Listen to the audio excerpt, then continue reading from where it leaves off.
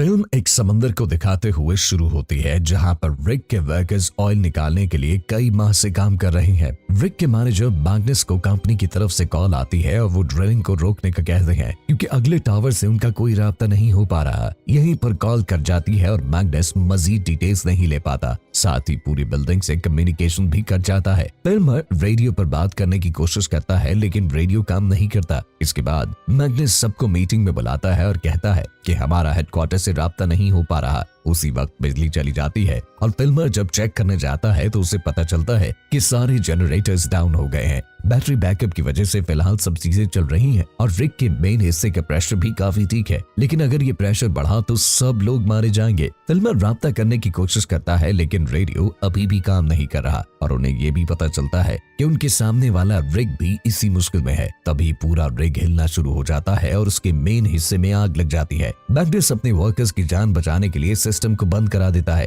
तभी सभी लोग ये देखकर हैरान हो जाते हैं कि सामने से घनी धुंध के बादल उनकी तरफ आ रहे हैं और देखते ही देखते धुंध सारी बिल्डिंग को घेर लेती है। एलन कहता है कि उन्होंने कुछ ज्यादा ही ड्रिलिंग की जिसकी वजह से भूकंप आया, लेकिन साइंटिस्ट रोज कहती है कि नहीं, ऐसा नहीं हो सकता। इसके बाद मैग्नस फिल्मर और बास को टावर के ऊपर रेडियो ठीक करने के लिए भेजता है। वो जब काम कर रहे होते हैं तो वहाँ उन्हें एक मरा हुआ परिंदा दिखता है। मैग्नस और लॉरस रेडियो टावर के नीचे खड़े होते हैं कि उसी वक्त बास नीचे गिरता है। सब भाग कर आते हैं। तब तक फिल्मर भी नीचे आ चुका था। फिल्मर कहता है कि वो नहीं जानता कि क्या हुआ क्योंकि बाज उसके पीछे था, लेकिन लॉरस को उस पर शक होता है। डॉक्टर बाज को मेडिकल रूम में ले जाती है लेकिन सर्जरी के बगैर वो कुछ नहीं कर सकते थे। रोज मैग्नस को कंप्यूटर रूम में ले जाती है और दिखाती है कि पाइप में प्रेशर बिल्कुल नहीं है। इसका मतलब है कि सारे ड्रिलिंग प्लांट्स एक जैसी परेशानी फेस कर रहे हैं। कुछ देर बाद बाज उठता है और उससे विजन्स आने लगते हैं। लॉरस मैग्नस के ऑफिस में जाता है और वहाँ उसे कंपनी की खुफिया फाइल मिलती है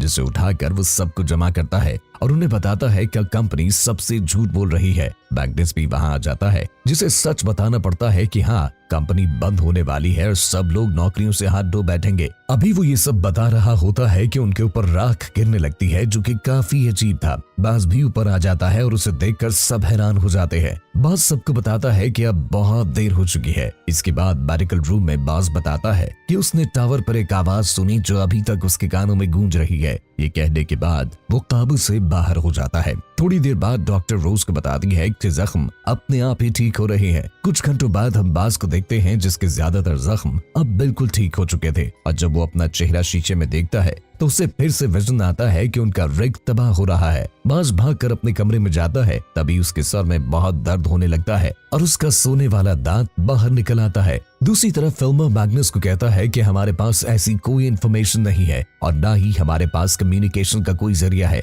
अगर हम सुबह तक का इंतजार करते हैं तो हमारे पास बैटरी बैकअप खत्म हो जाएगा और रिग तबाह भी हो सकता है। वहीं एलन देखता है कि बास खिड़की पर गोल दायरा बना रहा है। एलन उससे पूछता है कि तुम ठीक हो? वो बताता है कि उसे बहुत सी आवाजें सुनाई दे रही हैं। उसके बाद कमरे की लाइट्स टिमटिमाने लगती हैं और बाज एलन को अकेला छोड़कर कमरे से बाहर चला जाता है। हंटर एक रूम में जाता है और वहाँ से शराब की एक बोतल चोरी उठाकर पीने लगता है। इसके बाद वो नहाने जाता है। इसी वक्त उसके जिस्म में दर्द होने लगता है और उसके टैटू की स्याही उसकी जिल्द से बाहर निकलने लगती है। जब हीथर वहां जाती है तो हंटर उस वक्त मर चुका था। साइंटिस्ट उसे चेक करने आती है लेकिन वो समझ नहीं पाती कि ये कैसे मरा। लेकिन जब एक वर्कर उसे बास के सोने का दांत दिखाता है तो उसे समझ लग जाती है कि उनकी जिस्म से सारी फालतू चीजें बाहर निकल रही है।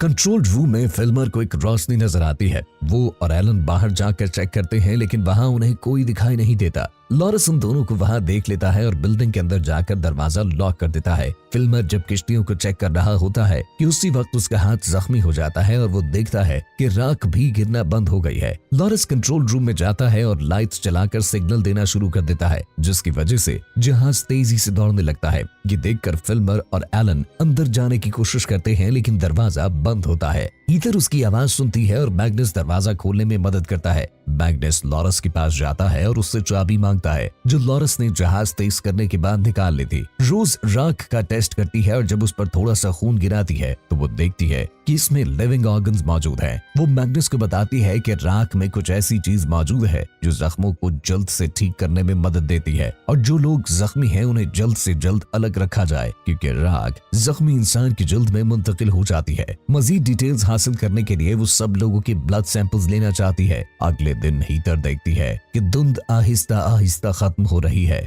और सामने वाला रिग मुकम्मल तौर पर तबाह हो चुका है। फिल्मर बॉस को एक रूम में कुछ अजीब सा करते हुए देखता है। वो उसके पास जाकर उसे रिलैक्स होने का कहता है, लेकिन वो अपना ब्लड सैंपल साथ लेकर वहां से भाग जाता है। इसके बाद मैग्नस केट को हर शख्स की जांच करने का कहता है। फिल्मर भी जख्मी था, इसीलिए उसे एक अलहदा कमरे में रखा जाता है। मैग्नस एक मीटिंग बुलाता है और कहता है कि अब राख और धुंध खत्म हो गई है। वो चाहता है कि आधी टीम रिग को अच्छी तरह से चेक करे और बाकी आधी टीम बॉस को तलाश करे। बाहर बॉस को दिखाया जाता है जो अपना ब्लड सैंपल समंदर में फेंक देता है, क्योंकि अब वो बिल्कुल ठीक हो चुका था। वो टेस्ट करने के लिए पानी को छूता है और उसमें लिविंग ऑर्गेनिजम्स छोड़ देता है, और जब वो देखता है कि जेम्स उसे ढूंढते हुए आ रहा है तो वो छुप जाता है। जेम्स जब पानी की टैंकी को देखता है तो हेल्प के लिए बाकियों को पुकारता है, लेकिन बाज उस पर हमला करके वहां से भाग जाता है। दूसरी तरफ फिल्मर बिजली चालू करने में कामयाब हो जाता है और टीम को पता चलता है कि मेन हिस्से की आग बुझ चुकी है और उसे ऑन करना बहुत ही खतरनाक है। किसी न किसी तरह उन्हें दोबारा आग जलाना होगी।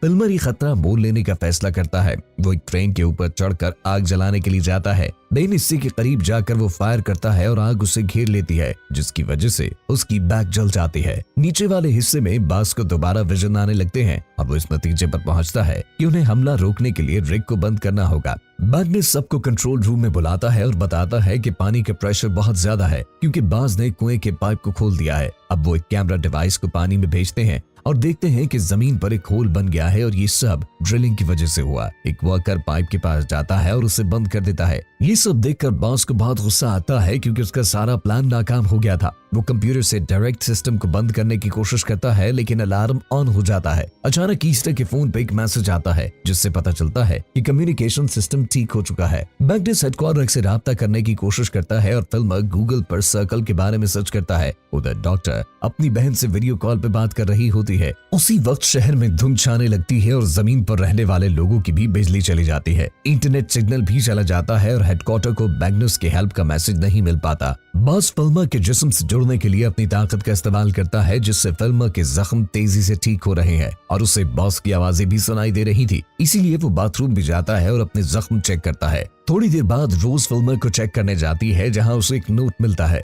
ये देखने के बाद रोज फिल्मर के पीछे भागने लगती है, क्योंकि फिल्मर बॉस के पास जा रहा था। केट भी वहां आ जाती है। वो दोनों उसका पीछा करते हैं। नीली रोशनी केट के गिर्द घूमने लगती है, लेकिन उस पर हमला होने से पहले रोज उसे बाहर ले आती है। सब लोग एक जगह जमा हो जाते हैं, क्योंकि दूर से उन्हें एक रोशनी आती दिखाई देती है, जो सामने वाले रिग का शिप होता है। रोज कुक से मिलती है, जो कंपनी का रिसर्च हेड है। कुक कहता है कि पानी के प्रेशर की वजह से हमारा रिग फट गया था। रोज उससे पूछती है कि उसे यहाँ क्यों भेजा गया, जिसका वो कोई जवाब नहीं देता। इसके बाद हरीश रोज को बताता है कि कुक एक फेक अकाउंट से सिस्टम को एक्सेस करना चाहता था, लेकिन आईटी वालों ने उसे पकड़ लिया। इसीलिए कुक ने सारा डाटा डिलीट कर दिया। हीथर सिस्टम को चेक करती है और इन्हें एक अजीब नाम और ईमेल्स मिलते हैं, जिनमें कंपनी को बताया गया था कि यहाँ खौफनाक जानदार है, जिसका मतलब है कि कुक हमेशा से ये सब जानता था और कंपनी ने उसे जानबूझकर यहाँ भेजा। कुक बताता है कि उनके रिग में इन्फेक्टेड लोगों ने पानी का पाइप खोला, जिस वजह से धमाका हुआ। इसीलिए वो नीचे मेन हिस्से में एक टीम भेजना चाहता है, लेकिन मैग्नस ऐसा करने से मना कर देता है। आखिरकार फिल्मर बाज और जेम्स को ज्वाइन कर लेता है। बाज के सब कुछ समझाने के बाद वो काम करना शुरू करता है।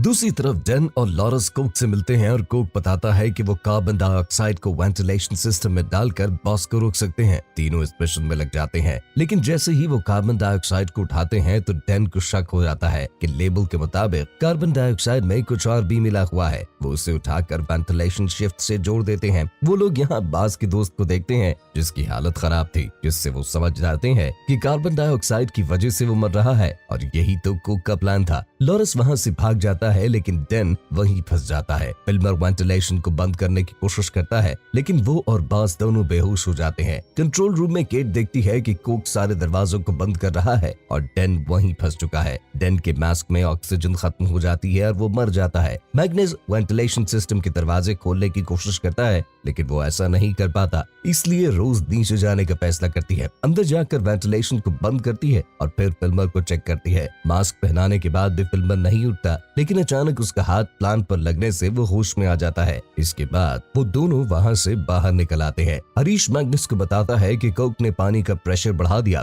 ताकि वो नीली रोशनी को खत्म कर सके। एक हेलीकॉप्टर हमें बचाने के लिए आया था, लेकिन वो भी तबाह हो गया और हम एक छोटी सी बोट पर सवार होकर यहाँ पहुंचे। इसके बाद मैग्नस कोक से इस बारे में बात करता है, जिस पर वो बताता है कि ये सब कंपनी की पॉलिसी थी। वो अपने कीमती तेल के ज़खायर खोना नहीं चाहते थे, वो सिर्फ ड्रिलिंग जारी रखना चाहते थे। इसलिए नीली रोशनी को खत्म करने के लिए मुझे यहाँ भेजा गया। अगर उन्होंने इस नीली रोशनी को अभी खत्म न किया तो ये पूरी दुनिया में फैल जाएगी। जिंदा रहने के लिए हमें हर एक इन्फेक्टेड शख्स को मारना होगा, लेकिन मैग्नस को लगता है कि इन्फेक्टेड लोगों को मारने से कुछ नहीं होगा। रिग में एक और ज़लज़ला आने लगता है और फिल्म बॉस से जुड़ने के लिए एक छोटे से पौधे का इस्तेमाल करता है और देखता है कि नीली रोशनी समंदर को तबाह करने के लिए आ रही है। कुछ देर बाद मैग्नस, रोज और फिल्मर कढ़े के अंदर जाते हैं, जहाँ मैग्नस अपने मरे हुए बेटे को देखता है और बॉस रोते हुए कहता है कि अब बहुत देर हो चुकी है और हम नाकाम हो गए हैं। कोक हरीश को कहता है कि हमारा हेलीकॉप्टर आने वाला है और अगर इस मिशन में मेरी मदद करो तो मैं तुम्हें भी अपने साथ ले जाऊंगा। हरीश को शक हो जाता है कि कोक कुछ छुपाने की कोशिश कर रहा है, इसलिए वो माइक्रोफोन ऑन कर देता है। कोक कहता है कि वो रिक को तबाह करना चाहता है। तभी ज़लज़ला आने लगता है और पूरी बिल्डिंग पूरी तरह से हिलने लगती है। कोक हरीश को धक्का देकर दूर फेंकता है